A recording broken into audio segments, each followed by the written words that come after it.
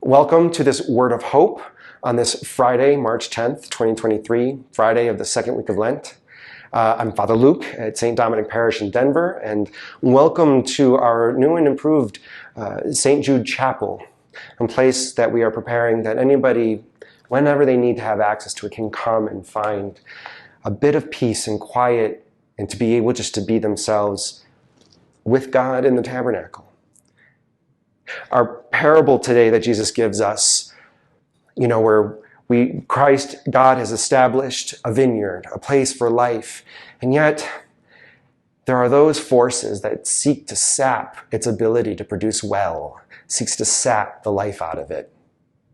We have in the first reading Joseph's brothers, who are one way literally seek to sap the life out of Joseph by thinking about having him killed, but they are drawing from him and using him for their own gain, and so they sell him off.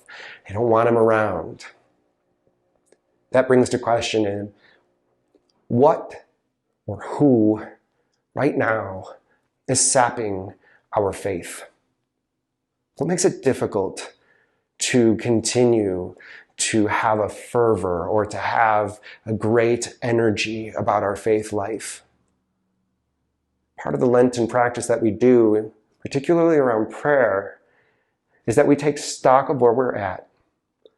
And the practice of prayer is meant to give us the practice of bringing all of that to Him, learning how to express what our problems are, where our concerns are, our anxieties, and not to give a solution to it, but to rather practice in that silence to have God offer His solution.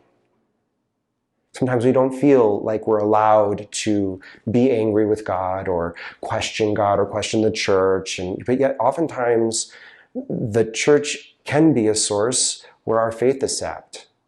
People not being Christian enough, not showing those virtues that we seek to hold. And that comes from the laity, but it also comes through all the levels of the church.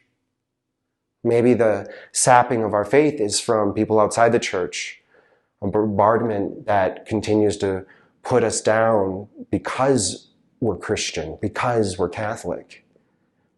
What saps your faith? And the practice of prayer is meant to encourage you to be able to be vulnerable enough to offer that all to God.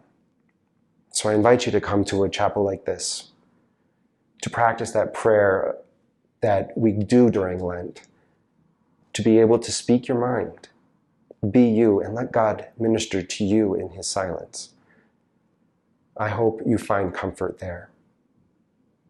Have a great continued Lent, and may God bless you today.